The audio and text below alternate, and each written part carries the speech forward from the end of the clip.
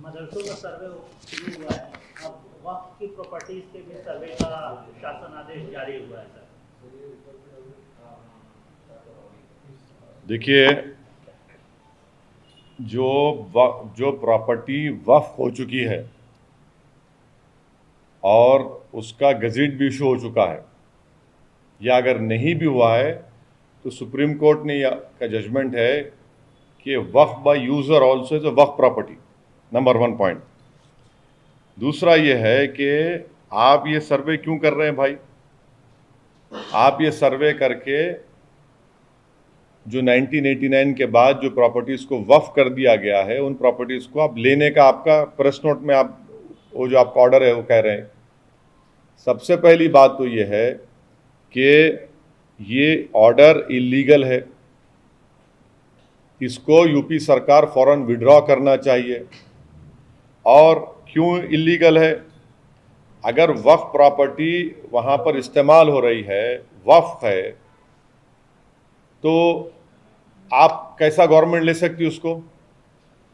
Government को चाहिए कि section 83 of central Waqf act पढ़ें,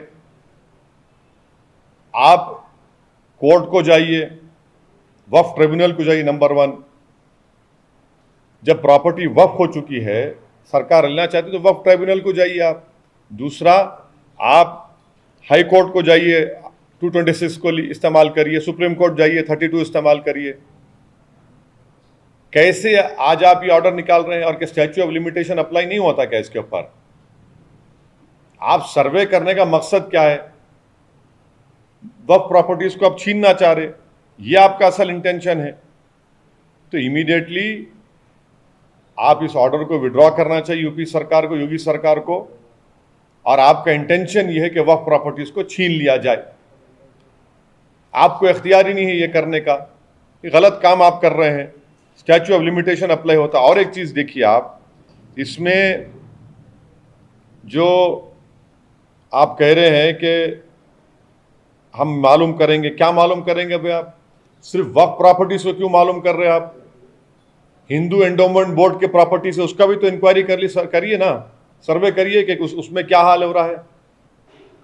आखिर रुकेगा कहाँ बात? ये मैं शुरू से कह रहा था आपको कि देखिए, ये मदरसा जो सर्वे कर रहे हैं, इसके पीछे इन लोगों की एक हरकत है, इनका एक साजिश है, एक मंसूबा है, वो दिन ब दिन सामने आ रहा है, दिन ब दिन सामने आ रहा है। तो आपको देखना चाहिए ना कि ये वक्फ जो है वो प्राइवेट प्रॉपर्टी नहीं हो सकती, ना वो गवर्नमेंट प्रॉपर्टी होती है वो। तो आप ये क्यों कर रहे हैं? आर्टिकल 300 क्या बोलता है कि guarantees everyone right to property, ये इसका भी वायलेशन यूपी सरकार कर रही है। और अगर कोई इलीगल तरीके से उसको गवर्नमेंट प्रॉपर्टी को वक्फ प्रॉपर्टी रजिस्टर कर लिया है, तो आप कोर्ट में केस लड़ी ना जाके, आप ट्राइब्यूनल में जाइए, आप जो सेक्शन 83 है वक्फ एक्ट का, उसके तहत ट्राइब्यूनल में जाइए। तो इस तरह से ये पूरी चीजें जो हो रही हैं, ये सिर्फ और सिर्फ एक तो वक्फ प्रॉपर्टीज को यूपी सरकार टारगेट कर रही है, और दूसरा ये कि आप वक्फ प्रॉपर्टीज को छीनना चाह रहे। तीसरा ये है कि आपका सुन्नी वक्फ बोर्ड है, शिया वक्फ बोर्ड है, अगर वक्फ प्रॉपर्टीज पर कोई एनक्रोच करा है तो आप उनसे बुलाकर पूछिए, वो आपको दे देंगे। क्या वक्फ प्रॉपर्टीज पर सरकार का कब्जा नहीं है तो आप खाली करिए उसको। मगर इस तरह का एक टारगेटेड सर्वे करना ये बिल्कुल सरासर गलत है और हम इसकी मुखालिफत करते हैं। तो ये सिस्टमेटिक टारगेटिंग हो रहा है मुसलमानों का। नहीं, सुनिए, ये सिस्टमेटिक टारगेटिंग हो रहा है मुसलमानों का, और यूपी सरकार ये काम कर रही है। जो लोग बोल रहे थे कि ज्ञानवापी हो, बाबरी मस्जिद हो, ज्ञानवापी हो, जो बड़े बड़े ज्ञानी लोग बोल रहे थे, गिव एंड टेक कर लो। अब बताओ, क्लैरिफाई करो बाप, जो बोल रहे थे गिव एंड टेक कर लो, अब आप क्लैरिफाई करो इस पर क्या बोलेंगे आप? सुनिए, नहीं, अरे बाबरी मस्जिद के वक्त भी ऐसे बहुत बड़े दानिश्वर लोग थे, आज भी हैं। ज्ञानवापी के वक्त भी अब बोल रहे हैं गिव एंड टेक कर लो। अबे क्या गिव एंड टेक करेंगे बताइए आप? एक प्रॉपर्टी वक्फ रजिस्टर हो चुकी है, और अगर नहीं भी है तो वक्फ बाय यूजर है। अगर मैं एक जगह पर नमाज पढ़ रहा हूं, ईदगाह है, कब्रस्तान है, तो वक्फ बाय यूजर है वो, स्टैच्यू ऑफ लिमिटेशन अप्लाई होता। अब सरकार आकर बोलेगी नहीं ये वक्फ नहीं, हम छीन लेंगे। आप कैसे छीनेंगे? आप वक्फ एक्ट के तहत सेक्शन 83 है, वक्फ ट्राइब्यूनल को जाइए, आपका इंटेंशन ये है वक्फ प्रॉपर्टीज को छीन लेना। और अगर कोई वक्फ प्रॉपर्टीज पर कोई एंक्रोच करा है, कोई काबिज है, तो भाई सुन्नी वक्फ बोर्ड क्या कर रहा है, शिया वक्फ बोर्ड क्या कर रहा है, सरकार उनकी मदद क्यों नहीं कर रही है? और सर्वे आप करा रहे हैं तो हिंदू एंडोमेंट बोर्ड का भी सर्वे कराइए ना, मठों का कराइए। ये एक सिलेक्टिव टारगेटिंग है एक समुदाय की, कि इनको बस तंग करते रहो, इनको सुकून से रहने मत दो, और ऊपर से बड़ी बातें करते हैं आप। ये 89 का क्या मतलब है बताइए? 89 का डेट कैसा लेके आ रहा है आप? सर आप कह रहे हैं कि छीनने वक्फ बोर्ड की जमीनें या प्रॉपर्टी छीनने की बात नहीं, अभी तो सर्वे हो रहा है सर, छीनने की बात नहीं हो रही है, नंबर 1। दूसरा, अगर 89 के तहत 89 के उस कानून या जो भी है उसके तहत अगर दी गई है प्रॉपर्टी, तो उसका सर्वे में क्या दिक्कत है? सरकार अगर किसी मद के लिए फंड भी जारी करती है तो उसका एडिट कराती है कुछ दिनों बाद कि इसका सही इस्तेमाल हुआ, भेजा इस्तेमाल हुआ, सही इस्तेमाल हुआ, क्या हुआ। तो सर्वे में क्या दिक्कत है? पहला सवाल क्या था आपका? बोलिए, भूल गया। सर्वे क्यों होना चाहिए? आप कह रहे हैं कि अभी तो छीनने के सर्वे लिए ही हो सर्वे रहा हो है। रहा है। हाँ, अभी तो सर्वे हो रहा है। एक बार सुनिए, वो जो वक्फ बोर्ड का सीईओ है, वो जो वक्फ बोर्ड का सीईओ है वो कौन है? गवर्नमेंट का आदमी नहीं है वो। इसका मतलब यह है कि उसका रिकॉर्ड नहीं है। 30 साल पहले 1989 में अगर कोई प्रॉपर्टी वक्फ हो चुकी है, आपका मकसद यह है कि इस तरह का सर्वे करा के उन वक्फ प्रॉपर्टीज को छीनने का। अगर उस वक्फ प्रॉपर्टीज पर कोई माफिया कब्जा भी करके बैठा है तो फिर आप वो वक्फ बोर्ड से पूछिए, चाहे शिया बोर्ड हो, सुन्नी बोर्ड हो, कि भाई तुमने क्या किया इसके ऊपर, उनको पुल अप करिए आप। नहीं, उसके लिए सर्वे नहीं हो रहा है। आपने जो बताया मुझे, जो उनका मीडिया का नोट आया, सर्वे आप सबका कराइए ना। मेरा बोलना है कि मदरसों का क्यों सर्वे, सबका सर्वे कराइए। सिर्फ वक्फ बोर्ड का क्यों, हिंदू एंडोमेंट मठ का सबके सर्वे कराइए। क्यों नहीं कराना चाह रहे आप? सुनिए, जो वक्फ बोर्ड में जो जुफैर फारूकी है, कौन सा गवर्नमेंट का आदमी नहीं है उन्हें?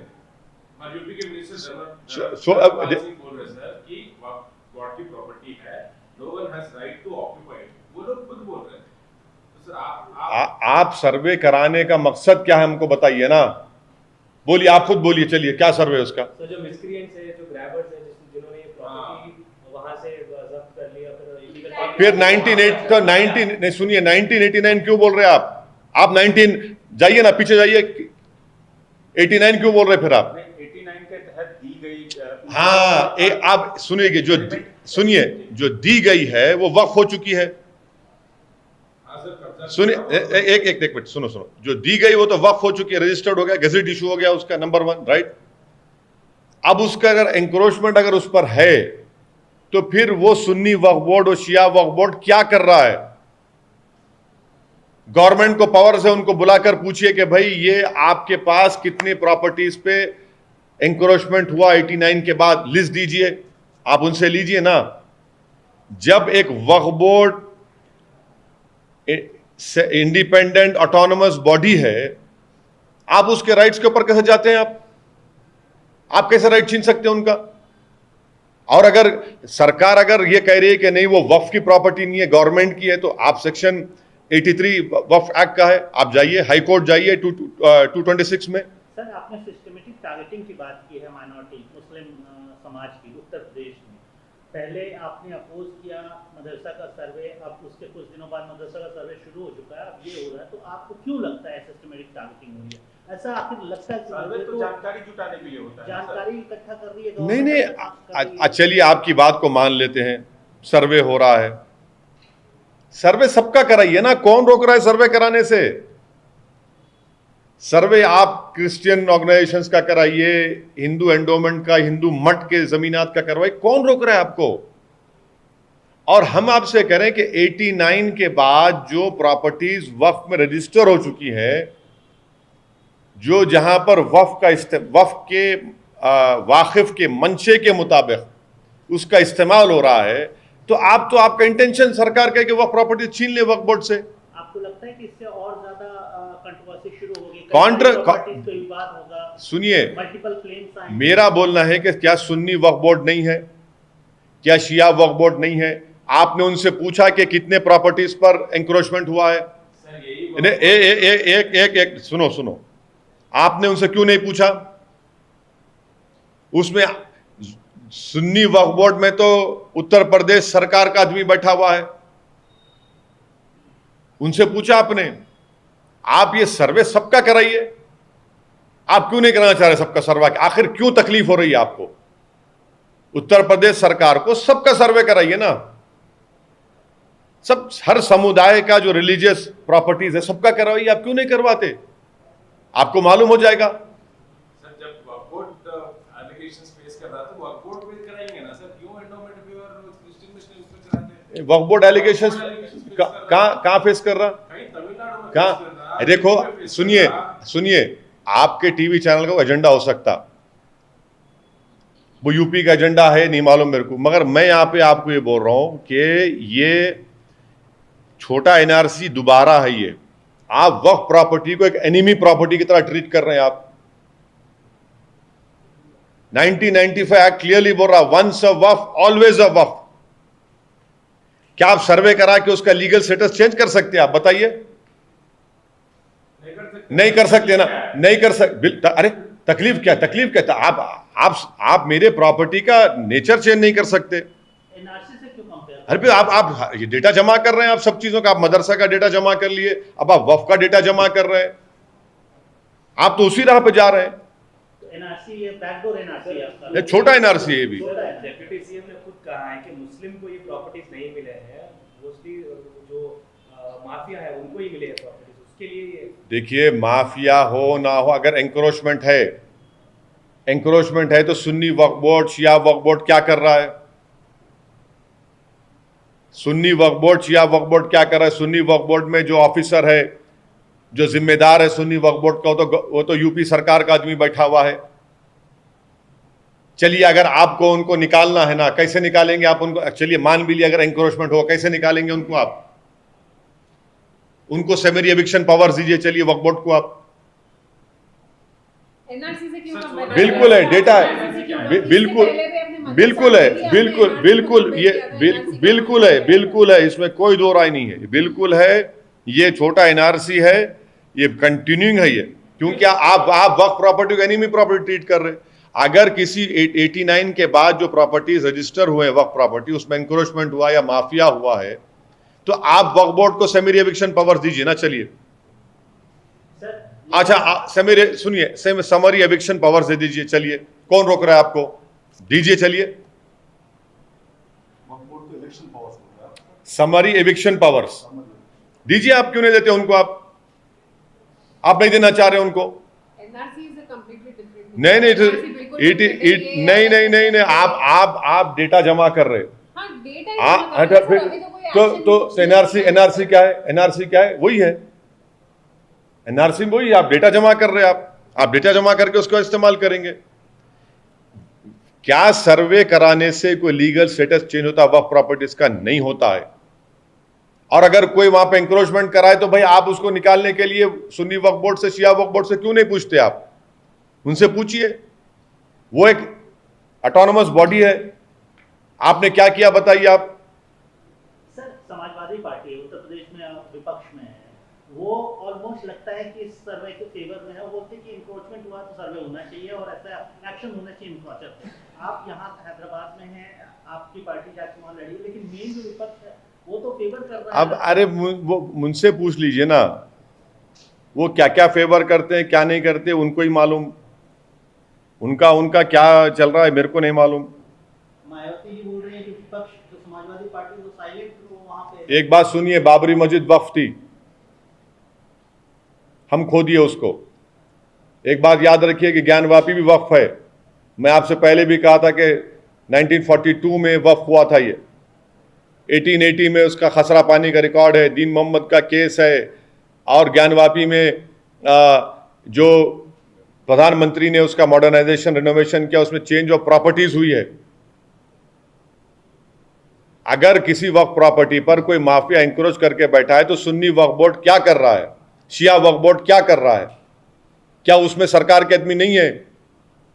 आपने उनको निकालने के लिए क्या किया बताइए? आप बोलेंगे सर्वे करें। सर्वे आप एक ही समुदाय का क्यों कर रहे हैं? हर प्रॉपर्टीज का सुन्नी वक्फ बोर्ड में, शिया वक्फ बोर्ड में रिकॉर्ड है, वो ले लीजिए जहां पर लीगल केसेस पेंडिंग है या नहीं है। आप एक्सपेडाइट कराइए उन लोगों को। आपका इंटेंशन वो नहीं है, आपका इंटेंशन ये है कि इन वक्फ प्रॉपर्टीज को ले लिया जाए, और सरकार वक्फ प्रॉपर्टीज को नहीं ले सकती है। उसका एक लीगल प्रोसेस है। वक्फ एक्ट के तहत सेक्शन 83 वक्फ ट्रिब्यूनल को जाना पड़ेगा, या आप हाई कोर्ट को जाइए अंडर 226। कैसा करेंगे? और वक्फ बाय यूजर वक्फ है, लीगल, उसका लीगल स्टेटस चेंज ही नहीं हो सकता। आप सर वक्त सर्वे का विरोध कर रहे हैं, हिजाब पे अभी सुप्रीम कोर्ट में सुनवाई चल रही है, हिजाब पे भी आपका रुख जो है काफी स्ट्रांग है, आप फेवर में है हिजाब के।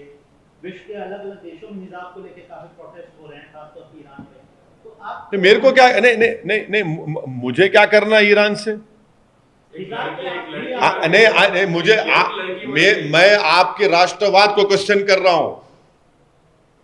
आपका राष्ट्रवाद इतना कमजोर क्यों हो गया कि भारत की बच्ची हिजाब पहनना चाह रही, आपको ईरान की बच्ची से मोहब्बत क्यों हो गई? मैं सिटीजन हूं या ईरान की भारत की सिटीजन है? अरे कैसी मोहब्बत है तुमको? एक तरफ आप है?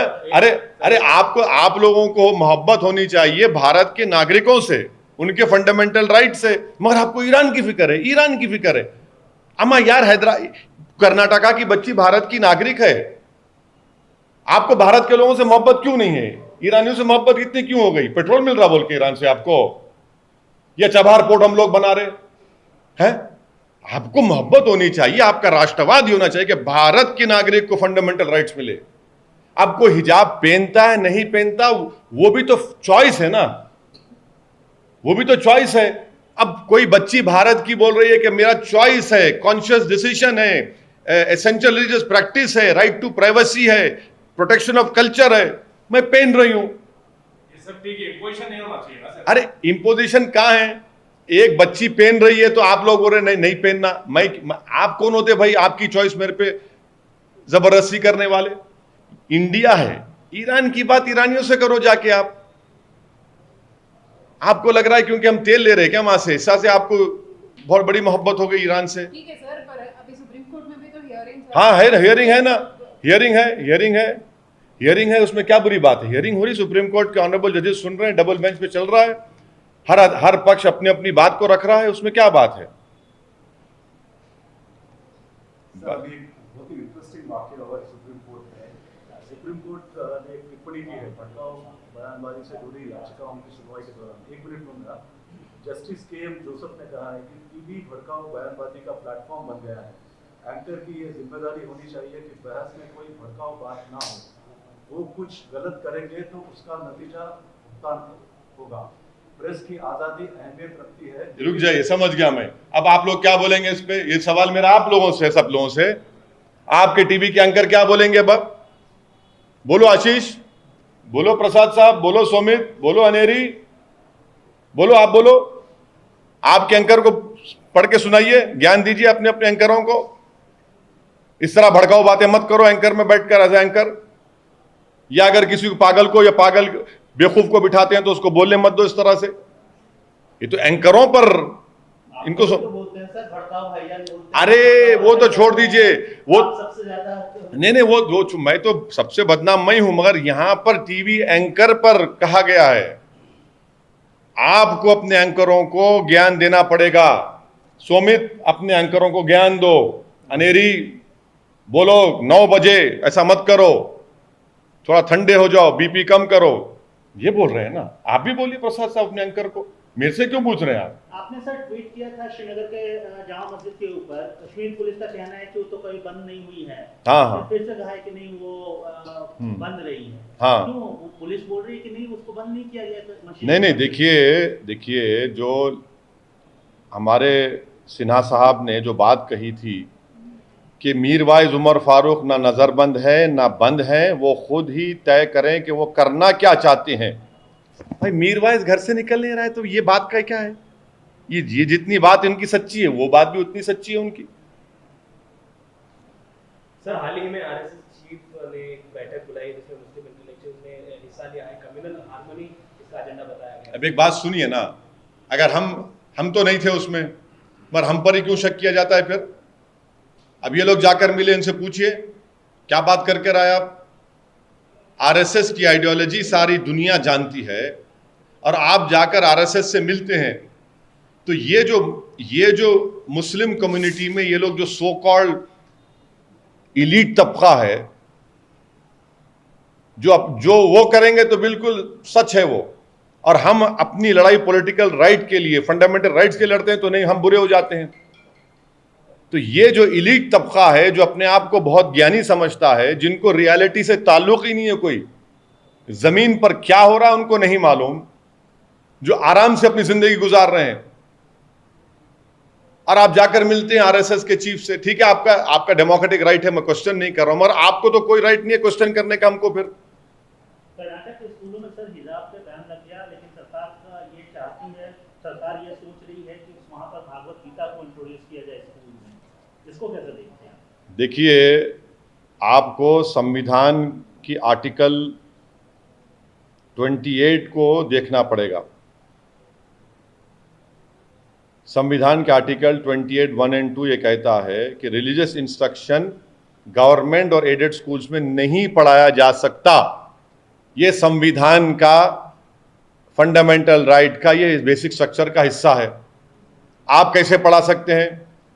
यानी ये जो जितने भी संघ परिवार की आइडियोलॉजी रखने वाले जिम्मेदार लोग हैं, वो ये कहते हैं कि इस्लाम जो है वो रिलीजियस है, और जो कोई भी हिंदुइज्म से ताल्लुक हो वो कल्चरल और मॉरल होता है।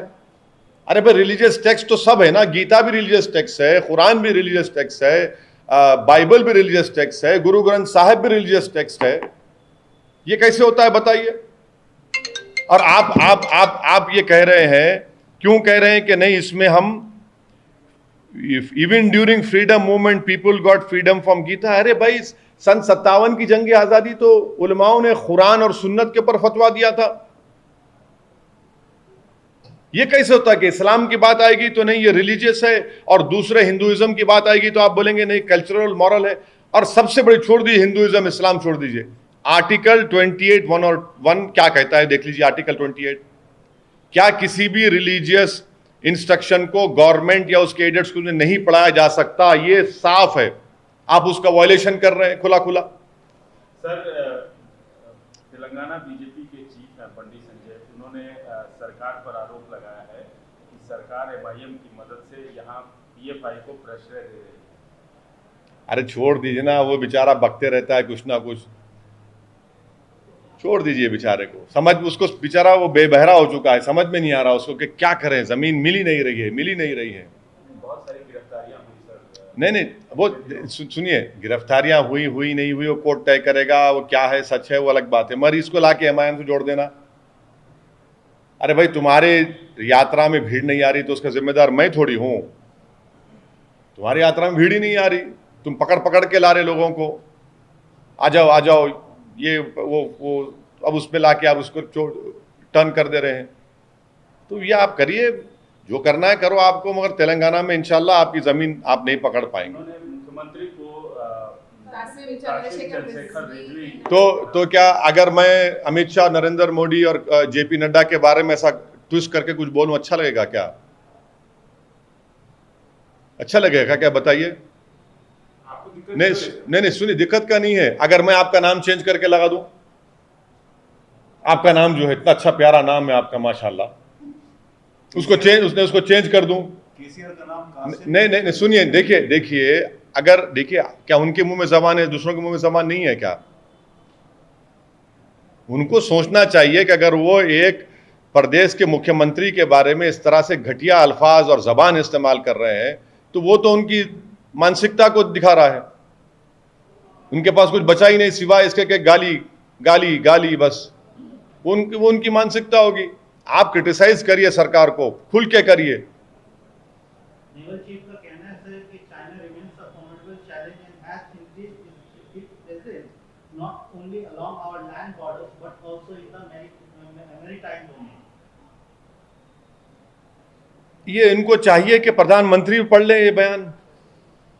नेवल चीफ अगर कह रहा है तो प्रधानमंत्री को पढ़ना चाहिए, इसका गौर करना चाहिए।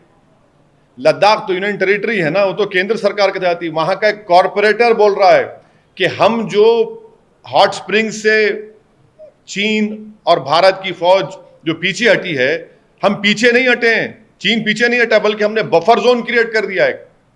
ऐसा बफर जोन क्रिएट किया गया है जहां पर हम जा ही नहीं सकते, जहां पर भारत की फौज पेट्रोलिंग करती थी। हमने जमीन चीन को दे दी बफर जोन के नाम पर। लद्दाख का कॉरपोरेटर यूनियन टेरिटरी जो केंद्र सरकार के, वो कह रहा है कि हम तो जमीन छोड़ दिए चीन को, पेट्रोलिंग नहीं कर सकते वहां पर हम लोग। हम पुकार कर कह रहे हैं कि देखिए चीन से खतरा हमको है, चीन हमारी जमीन पर कब्जा करके बैठा है। चीन उस जमीन पर 10 किलोमीटर घुस गया। हम 5 गांव खो चुके हैं जहां पर हमारे नोमैड्स जो है वो ग्रेजिंग करते थे विंटर में, हम वहां नहीं ग्रेजिंग कर सकते। डेमचौक डेमसांग को हम भूल चुके हैं। बिल्कुल, ये तो प्रधानमंत्री की सरकार को बोलना चाहिए चीन के बारे में, बोलते ही नहीं है चीन के बारे में। और कितना ट्रेड इंबैलेंस है चीन से, देखिए हमारी जमीन पर चीन कब्जा करके बैठा हो, ट्रेड इंबैलेंस भी चल रहा है। Okay sir. एससीओ में सर प्रधानमंत्री की विजिट को कैसे देखते हैं? एससीओ आपको फूट लगा प्रधानमंत्री की? अरे जमीन पे कब्जा करके चीन बैठा हुआ है, आप खड़े रह के फोटो ले रहे हो उनसे? बताइए आप। डेमचौक डेमसांग में चीन कब्जा करके बैठा है, हम बफर जोन क्रिएट कर दिए। कैसे बफर जोन क्रिएट किया गया बताइए? जिस जगह पर हम पेट्रोलिंग करते थे वहां पेट्रोलिंग नहीं कर सक रहे हैं, कैसे बफर जोन क्रिएट किया गया? ये मैं नहीं कह रहा हूं, लद्दाख का कॉरपोरेटर कह रहा है, वो कह रहा है। तो सरकार खामोश बैठी हुई है। बिल्कुल अफसोसनाक बात है, तकलीफ होती है हमको। आप देश को बेवकूफ बना रहे हैं मोदी सरकार। क्या हमारे कान में फूल है, दिख नहीं रहा है सबको? क्या कर रहे हैं मोदी सरकार? कौन सा राष्ट्रवाद है मोदी सरकार का? इस पर तो बात ही नहीं होती। अब आप लोग रात में 9 बजे शुरू हो जाएंगे, ओएसी ने एक वफ की सर्वे। अरे चीन पर बात करिए ना, बुलाइए, बुलाकर पूछिए लोगों को बीजेपी के, भाई ये क्या है? कॉरपोरेटर लद्दाख का कह रहा है कि हम बफर जोन क्रिएट करने से हम उस जगह पर पेट्रोलिंग नहीं कर पा रहे हैं। अरे हमारी जमीन है भाई। मैं आपको बताया था डिसएंगेजमेंट और दूसरे के माने क्या होते हैं, आप लोग समझ नहीं रहे उस बात को। क्या स्टेटस को एंटी रेस्टोर हुआ? नहीं हुआ। क्या प्रधानमंत्री ने देश को गलत नहीं कहा था कि कहना कोई गुस्सा है? गुस्सा है तो ही तो बफर जोन बन गया ना। अभी जिस जगह पर मैं पेट्रोलिंग करता था, जो जगह मेरी थी, देश की थी, आज हम वहां पर पेट्रोलिंग भी नहीं कर पा रहे। इससे बड़ा धोखा क्या हो सकता है देश को, बताइए आप। Thank you.